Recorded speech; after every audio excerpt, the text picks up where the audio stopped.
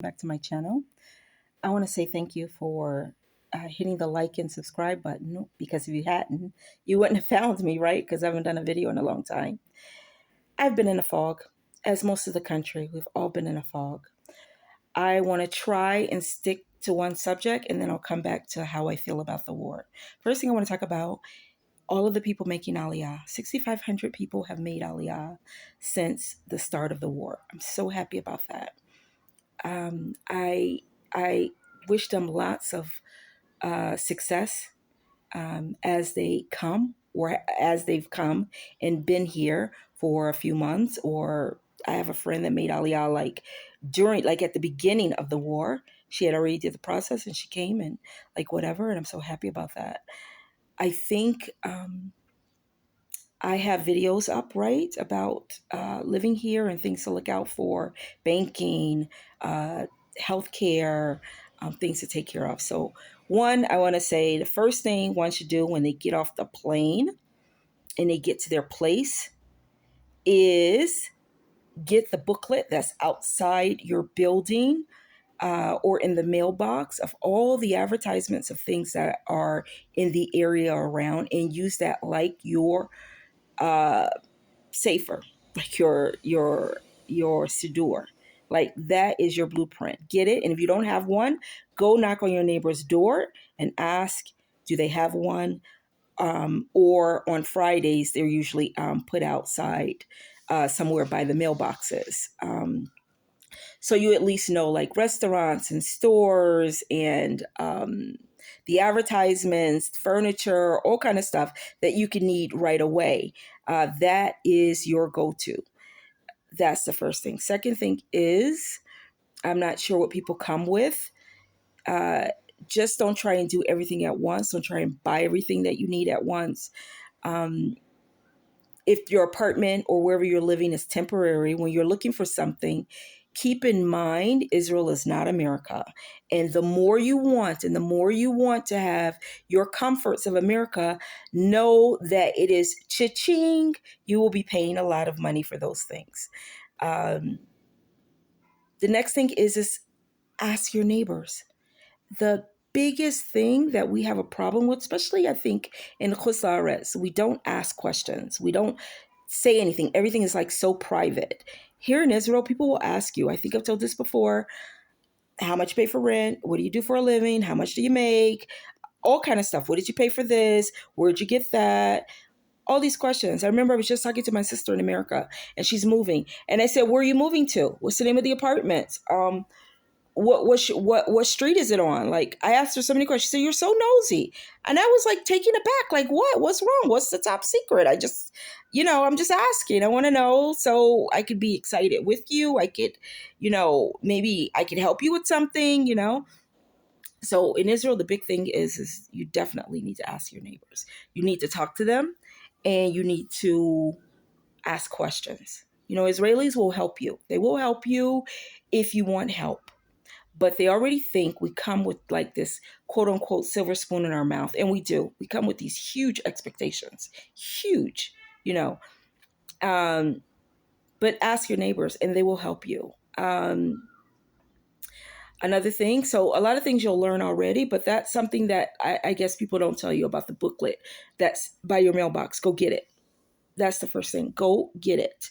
And um, don't buy everything at once. Don't buy everything at once. Buy the exactly what you need.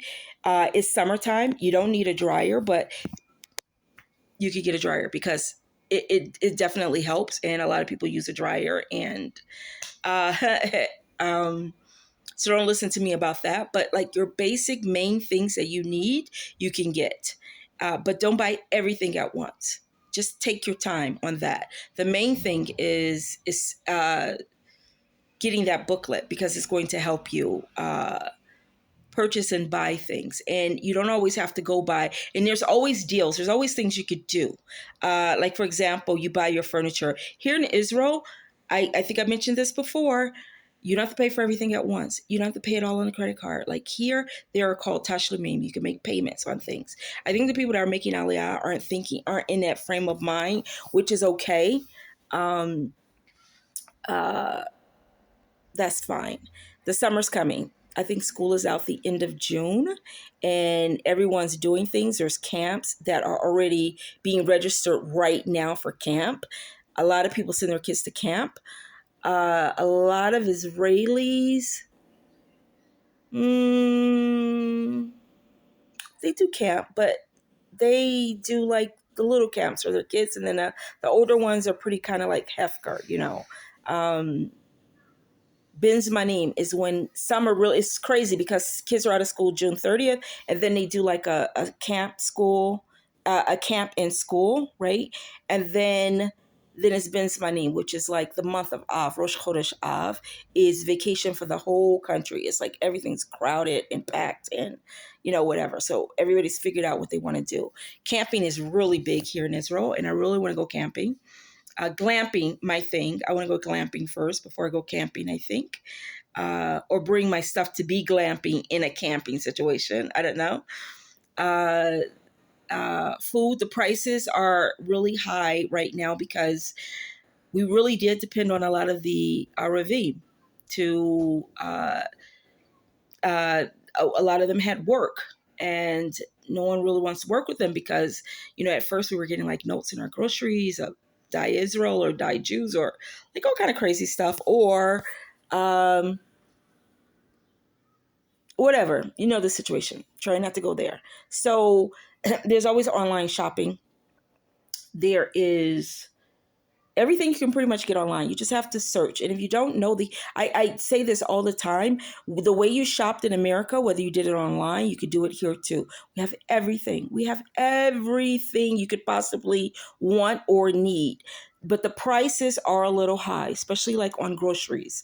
I love that when you go grocery shopping online, it has like a little flag, an Israeli flag, or it'll have like the globe, and that's telling you if the produce products are Israeli products or not. Why? Because we're really trying to make sure. Hey, Svi, we're really trying to make our economy flourish.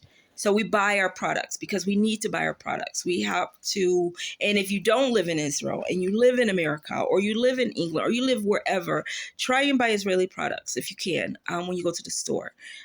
It helps. There, I'm sure in America, I think they're a little bit more expensive to buy Jewish products. I don't remember, but yeah, do that. Um, uh, what else? Main thing, ask people, ask your neighbors, join groups. It kills me, people that make aliyah and is not on social media. Yeah, you're gonna fail. I hate to say it. You just are, because you don't know how you're gonna know anything. You don't know anything. You need resources. You need like lots of help as much as possible. And the best way is by social media. Facebook, join as many groups as possible on Facebook so that you understand, you can ask questions, you can get advice, you could get so many things. And I think a lot of people aren't successful, who aren't successful in Israel, is because 8 times out of 10, they didn't ask. And they didn't ask Israelis. They didn't ask how, where, when, why, you know. So that's that. Second thing I want to talk about, the war. I'm not going to stay on it because I'm in a fog. All I talk about is the war. It is exhausting, but I can't help it. All we talk about is the war. All we think about is the war. And some days you're happy, some days you're sad, some you're angry. You're like, what are we doing? Why? And I'm learning Nakyomi. And in Nakyomi, this is my second round of learning it. And in every round that you do, uh, I guess we get more knowledgeable or we remember more, you know. I keep saying, here we are once again. Different people, same situation. Same situation with between ourselves, among ourselves, with our neighbors, with the world, with same. And it's like, oh my gosh, when can we get off this wheel that we're on? Right now, I'm at the part where we're learning about Elisha. And one of the things that it says, it talks about Israel, Jews are known as very we dan Lachav we always try and think the best of people, right? Uh, However, if someone's evil, you cannot, because they'll just come back at you. They'll come back, you know, and it's here we are again, and it's frustrating, and it makes me so angry, and it's like you want to just flatten everything, but there's repercussions to that, you know. Um, I was saying to my husband, like, a lot of people are screaming, Trump, Trump, Trump, and that's fine. But at the same time, it's like we disregard who the person is just because we think they are for Israel. We forget about their mito. We forget who they are, their character, right? It doesn't matter about their character as long as he's for Israel, which I'm not quite sure that's the case. I think he's for whoever will benefit him the most at that time. And I'm not really going into the political aspect. I'm just saying, as a character, his character is up for discussion. You know, any Jew, any Jew that's been married for 4 times, people would say, stay away from him. Something's wrong with him. Something's, any person that's cheated and then married the wife that they cheated with, or anybody that says something horrible about other people. This is all in Mishlei. In Mishlei, it talks about the character of people, and it talks about how we're supposed to be and how we're supposed to judge people, right? Favorably, or like whatever. We're learning Pirkei Avot right now. All of that is out the window when it comes to him. And I'm like, oh my gosh, like what's this about, people? What? Then we're on that wheel again. It's the wheel. It's the wheel. Right? We're on the wheel again, because look how we're making choices. Look how we're making decisions. I'm not saying Biden or Trump, or like, personally, I feel like America should just mind America. And if you're our friend, then friends help each other without telling us what to do. If we do this, like, no stipulations. And it's always been like that. We left Gaza. Up here I go again. We left Gaza in 2005. Lama. Why?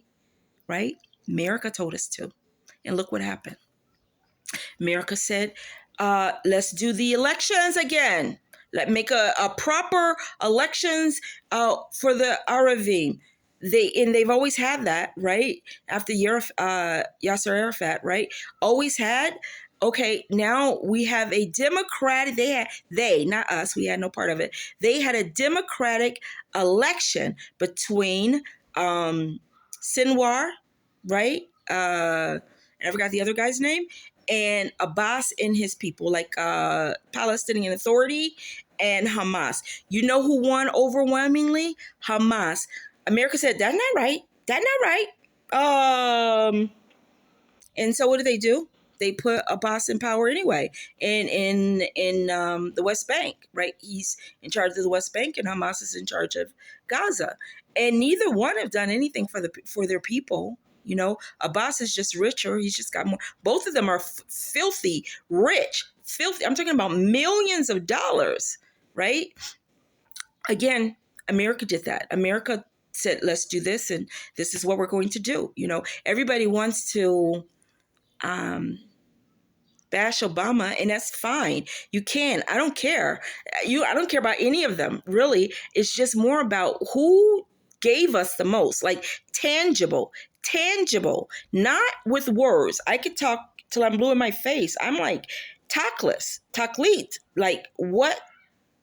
Show me what you did. As Janet Jackson said, what have you done for me lately? Besides, tell me what to do or how to be. I want to see it. And the Iron Dome and the planes and the money. Everybody wants to look at, like, the money that was given to Iran or whatever, but no one's looking at, like, we can't just say only because America has their own interests, just like we have ours. And I'm not expecting them to just forget about like things that they need to do to make sure that their country is safe. For me, I'm not expecting that. I'm expecting us to say, only us. I don't care about everybody else. Only Israel, which is why we're in this situation now, because we keep concerned about what everybody else thinking and what everybody says and how everybody wants us to be. And here we are. The world's still against us, even more so blatantly. And here we are. Here we are. We're doing more PR to show the world how wonderful that we are kind and we're gentle, and that, you know, what's going on is wrong, what was wrongfully done to us. And it goes through one ear and out the other. Nobody cares, you know. And while we're doing that, we're suffering here in Israel. So those that are making aliyah, thank you for coming. I appreciate that. And we welcome anyone, Jews, Christian, Muslim, whatever. If you can come to Israel and see for yourself, come. I dare you. I dare you to come and see. Don't tell me we are apartheid. Don't tell me nothing. If you have something to say, come. I dare you. I will prove it to you. I'm putting my words down here. Come to Israel, you'll see there's no apartheid. I just got my blood drawn, and the person that drew my blood was an Arab woman. All of them are Aravim. Shabbat, what doctors do you think we have? Like, what are you talking about? I come, see. Even with the war. So, okay, I've done the video. I think I separated it from aliyah, my feelings, the war, and yeah, that's it. Thanks. Talk to you next time, and thank you for watching. Like, subscribe, and send me a message. Maybe it'll jumpstart me to do another video, I guess. Thank you. Bye.